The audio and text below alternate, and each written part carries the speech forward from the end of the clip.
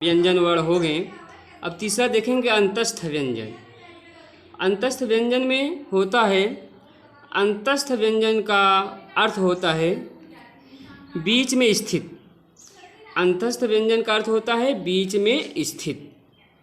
वर्णमाला में स्पर्श तथा ऊष्म व्यंजनों के मध्य आने वाले वर्ण अंतस्थ व्यंजन कहलाते हैं।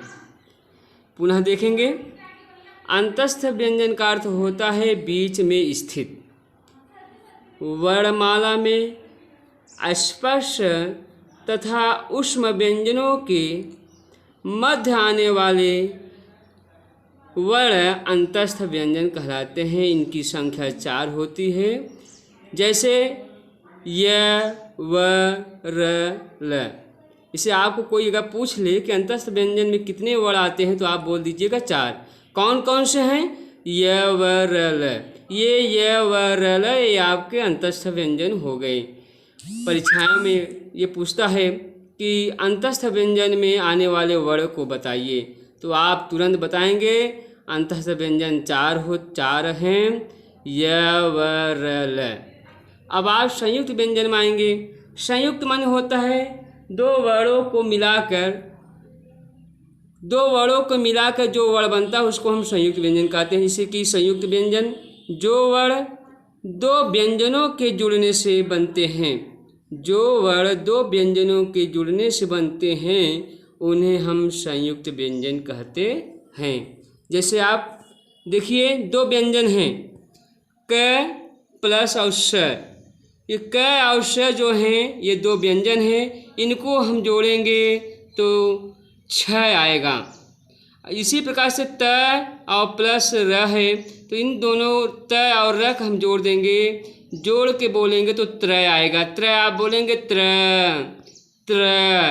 भी आ रहा है और र भी आ रहा है, तो ये संयुक्त व्यंजन है क्षत्रज्ञ। ये क्षत्रज्ञ ये आपके संयुक्त व्यंजन है। उसी प्रकार से ज प्लस इ, इसको आप दोनों व्यंजनों को जोड़ेंगे तो ज्ञ आएगा। तो आपको अगर कोई पूछ लेगा कि संयुक्त व्यंजन में आने वाले वर्ण कौन कौन से हैं, तो आप बताएंगे बच्चों क्षत्रज्ञ। क्षत्रज्ञ ये 3 जो हैं आपके संयुक्त व्यंजन होते हैं। ये तो आपके 4 व्यंजन हो गए, स्पर्श व्यंजन, ऊष्म व्यंजन और अंतस्थ व्यंजन, संयुक्त व्यंजन। अब आप देखेंगे अनुनासिक।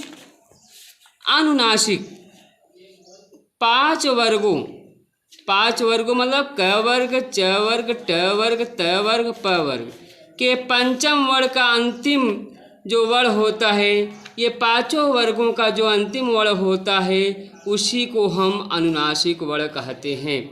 जिस प्रकार जैसे देखेंगे क ख ग घ अंग जो है, अंग शब्द है आपका 5वां, क वर्ग का अंतिम 5वां वर्ण है, अंतिम वर्ण है क अंग।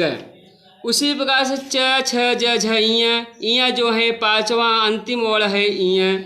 तो सभी 5 वर्गों के अंतिम वर्ण को हम अनुनासिक कहते हैं। जैसे अमंगलनम, अमंगलनम ये आपके अनुनासिक वर्ण आते हैं। अगर आपसे कोई पूछ ले अनुनासिक वर्ण किसे कहते हैं, अनुनासिक वर्ण में कौन से वर्ण आते हैं, तो आप बताएंगे सभी 5 वर्गों का अंतिम जो वर्ण होता है उसी को हम अनुनासिक वर्ण कहते हैं। जैसे अमंगलनम ये आपका अनुनासिक वर्ण हो गया। अब आएंगे अनुस्वार।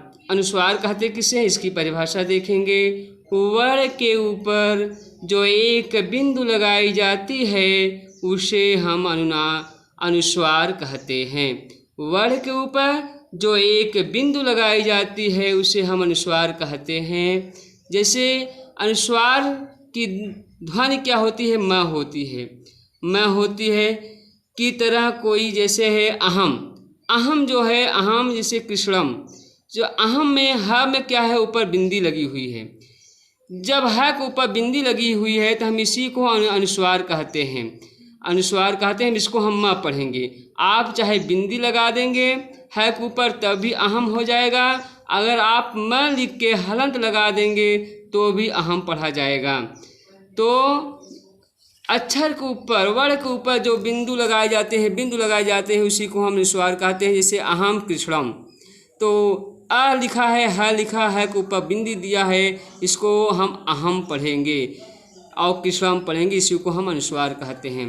विसर्ग, किसी स्वर के अंत में जब दो बिंदु एक दूसरे को ऊपर नीचे लगाई जाती हैं, उन्हीं को हम विसर्ग कहते हैं, जिसका चिन्ह होता है, जैसे आप बिंदु लगाते हैं ऊपर और नीचे, ये दोनों बिंदी लगा देंगे तो उसको हम विसर्ग कहते हैं। जैसे आपको पूछ लेगा कि विसर्ग का चिन्ह क्या होता है, दो बिंदु ऊपर और नीचे लगा देंगे तो उसी को हम विसर्ग कहते हैं। जैसे आप पढ़ते हैं रामः श्यामम श्यामः, जैसे आप रामः पढ़ते हैं, श्यामः पढ़ते हैं, तो ऊपर और नीचे दो बिंदु होते हैं, इसी को हम विसर्ग कहते हैं। जैसे राम के बाद हम दो बिंदु लगा देंगे, माँ के बाद हम दो बिंदु लगा देंगे तो रामः हो गया, तो उसमें विसर्ग लग गया है। श्याम में ऊपर नीचे बिंदु लगा देते हैं, इसको हम विसर्ग कहते हैं, श्यामः पढ़ेंगे। तो ये आपका हो गया। अब अगले वीडियो हम आपको बताएंगे वर्ण का उच्चारण स्थान, इसको ध्यान से देखिएगा। अगर कहीं भी समझ में न आता हो तो आप मुझे कमेंट में ज़रूर लिखिएगा। धन्यवाद।